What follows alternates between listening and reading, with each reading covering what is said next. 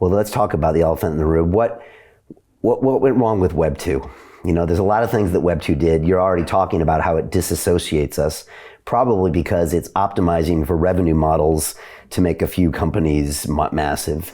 There's obviously there's a lot of times zero direct information relationships. Then there's all these other issues that kind of come up. Digital colonialism, Yatsu is always talking about that, about we gave away our data and they sold it back to us. Yeah. I've had my own struggles with censorship and not being able to communicate with people that really want to hear what I have to say. Sure. But since we have to go to this Web 2 platform, nobody's happy. Yeah. Maybe you can just talk about what did Web 2 do right and how do you explain to people why it's time for Web 3? Because I think a lot of the brands you are doing business with maybe initially don't know why. Yeah. Well, I think it's really important when we look at our evolution to Web3, not to throw the baby out with the bathwater. Yes, let's identify the things that went wrong. And I'll say a few things about that. But let's first celebrate the things that went right.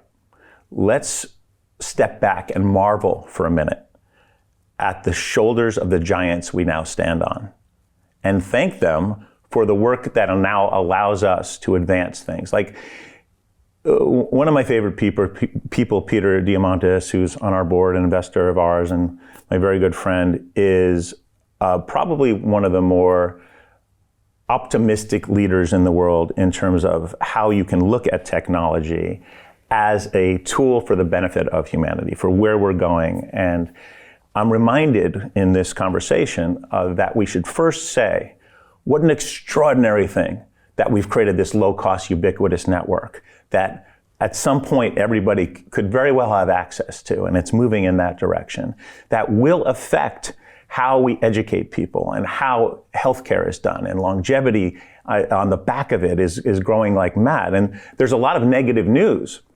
But if you actually look at the stats, a lot of these technologies have come together to create much more positive than negative, right? That said, it's time to evolve to something better, as always, right? Always you want to look at what's next and adjust. So one of the issues that we found with this evolution of the internet and finding that concentration of power in certain areas is that it can very well restrict the most important thing, I believe, is just free speech, right?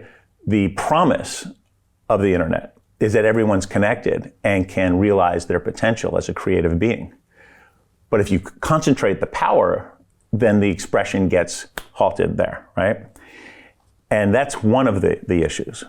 And we can talk a little bit about how Web3 has the promise to address that, free speech being one.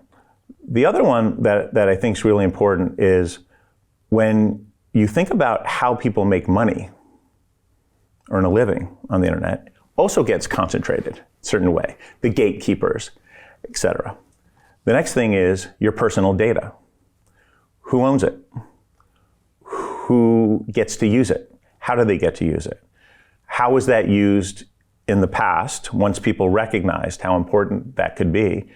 To what end, right? So there was some very negative things that came out of that once people recognized it. I remember back in the early stages of social media, your listeners who have been around the bend a few times will remember Friendster, pre-MySpace, one of the first social networks, right?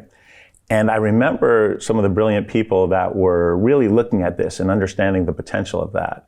And some of the brainstorming that went on back then of like, wow, if you could really start to glean the likes of people from how they're expressing themselves with one another, you could, and then says, you could what?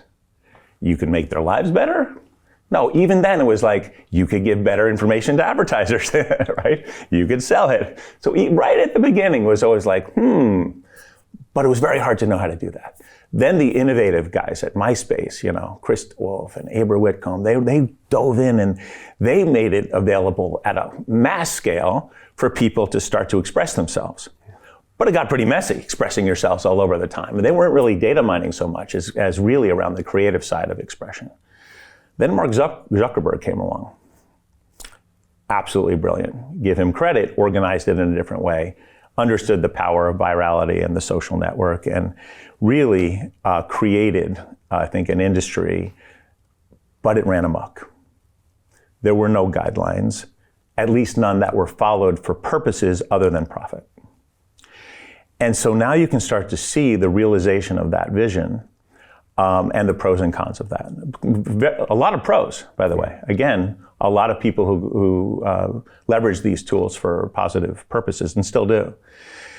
That said, now we step back. Okay, so what happens if we can move to a different model where it's more decentralized, where there's more power put on the edges meaning the humans using the devices, as opposed to the central authorities, with still, you don't want a full decentralization. I'm not one of these people who is, again, we don't want to throw the baby out with the bathwater. We actually still want guidelines. We want communities who are able to manage centrally their norms.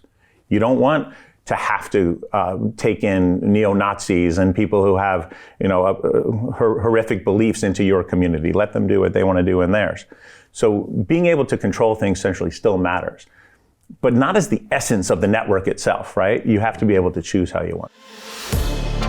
To continue watching the rest of the episode for free, visit our website londonreal.tv or click the link in the description below.